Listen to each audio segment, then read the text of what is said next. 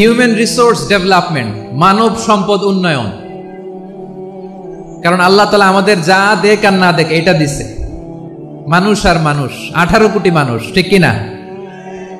এই 18 কোটি জনসংখ্যার দেশে বসবাস করে আমরা খুশি না বেজার? খুশি হইতে হবে, বেজার হইেন না। জাপানের খবর জানেন? তাদের গ্রোথ রেট নিচের দিকে, উল্টো। জনসংখ্যা নাই, বাচ্চা নিলে, সন্তান নিলে গভর্নমেন্ট তাদের টাকা দেয়। আমাদেরকে আল্লাহ তাআলা দয়া করে মায়া করে এই সম্পদটা দিয়েছেন। এই মানব সম্পদকে যেন আমরা কাজে লাগাই, ইনশাআল্লাহ। পড়েন সবাই। হিউম্যান রিসোর্স ডেভেলপমেন্ট অনেক জনগুরুত্বপূর্ণ বিষয়, খুব সেন্সিটিভ বিষয়, বুঝতে হবে। যশোরের স্মার্ট ছেলেরা, এই যে আমি যাদেরকে দেখতে পাচ্ছি, all are the Gen Z of Jashore. যারা জেন জি, ওরা স্মার্ট, ওরা ইশারা ইঙ্গিতে কাজ করে। এই যে পুরো গদি উল্টায় দিছে, ঠিক কিনা? 24-এর ছাত্র নাগরিক অভ্যুত্থান আমাদের দেখিয়ে দিচ্ছে কিভাবে চোখের ইশারায় গদি উল্টে দিতে হয়। জেনজিদের নিয়ে বসেছে, ওরা তো স্মার্ট, ওরা ডিস্টার্ব করবে না। মেহরবানি করে আমার সাথে কানেক্ট করো, 1 to 1, brain to brain, eye to eye, eye contact করো আমার সাথে, তাকাও। কষ্ট হলো আমার দিকে তাকাও, আওয়াজ করা যাবে না, আমার দিকে তাকাও। প্রিয় ভাইরা,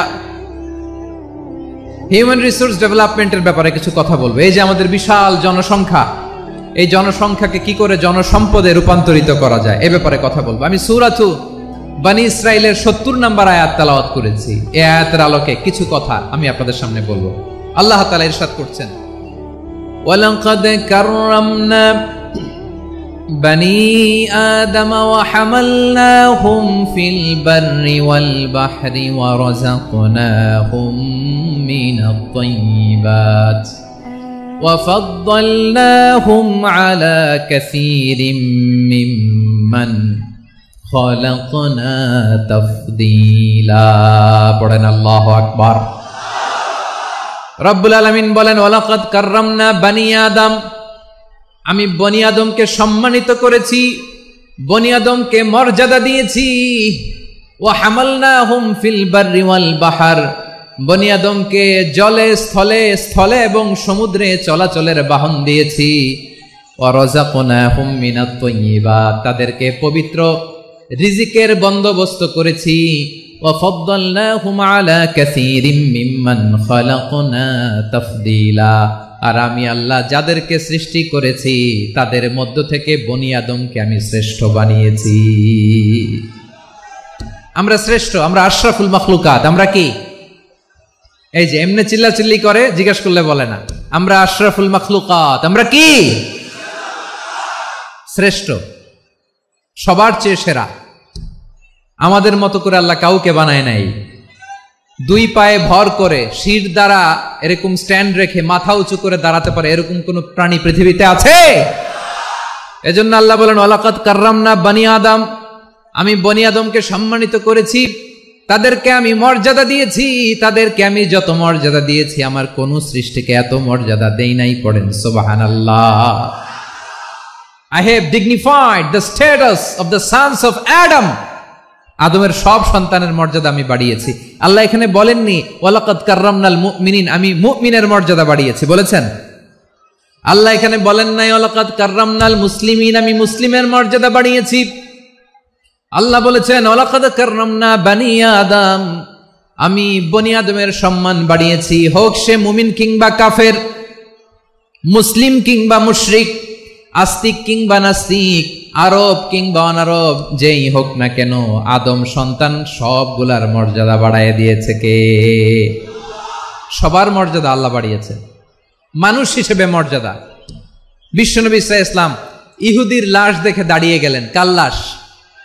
আমার যশোরের ভাইয়েরা আওয়াজ করে বলুন, কার লাশ? ইহুদির লাশ দেখে দাঁড়ায় গেলেন। সাহাবারা বললেন, ইয়া রাসূলুল্লাহ, আপনি দাঁড়ালেন যে, এটা তো ইহুদির লাশ। বিষ্ণু বললেন, আওয়ালাইসাত নাফসান, এটা কি মানুষ নয়? এটা হোক ইহুদি হোক খ্রিস্টান, এটা তো মানুষ।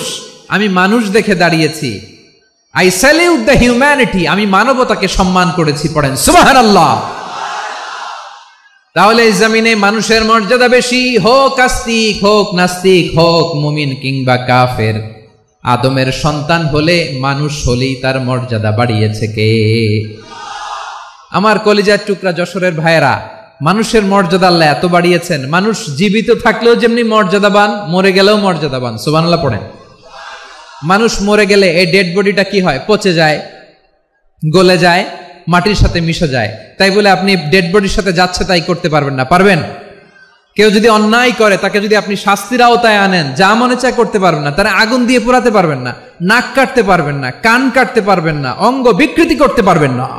কারণ মানব জাতির মর্যাদা স্বয়ং দিয়েছে কে? ডেড বডি পচে যাবে, গলে যাবে। তারপরে ইসলাম বলে না, খবরদার, এই মরা লাশটারও একটা মর্যাদা আছে না নাই? ইসলাম বলে এই লাশটা গলে যাবে, পচে যাবে, কিন্তু এটার অমর্যাদা করো না।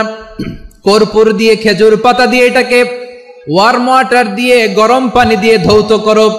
সাদা শুভ্র ধবধবে কাপড় দিয়ে লাশটাকে তুমি কাভার করো। তারপরে খাটিয়ার মধ্যে লাশটাকে রেখে বিশাল একটা প্রোগ্রাম করো, একটা ফিউনারাল প্রোগ্রাম করো। ওই প্রোগ্রামের ডানে বায়ে পেছনে লাশটারে রাখলে হবে না, প্রোগ্রামের একেবারে সামনটাতে তুমি লাশটাকে রাখো। সুবহানাল্লাহ। একটা ফিউনারাল প্রোগ্রাম করতে হবে, তাকে শেষ বিদায় জানাতে হবে, যেটাকে আমরা জানাজা বলি। কি বলি? জানাজা মানে মাইয়েতের জন্য দোয়া, তার জন্য দোয়া করা হয়।